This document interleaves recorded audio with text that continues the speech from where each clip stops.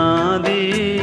பாசம் வைத்ததாலே நீ பயிரை காத்த வேலி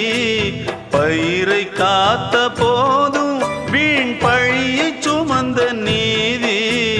சாமி வந்து கேட்டிடுமா வீண் பழியை தீர்த்திடுமா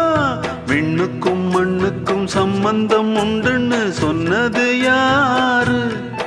அது மன்னவன் பேரு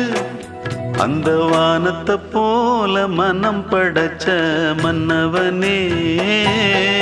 பனி துளிய போல குணம் படைச்ச தென்னவனே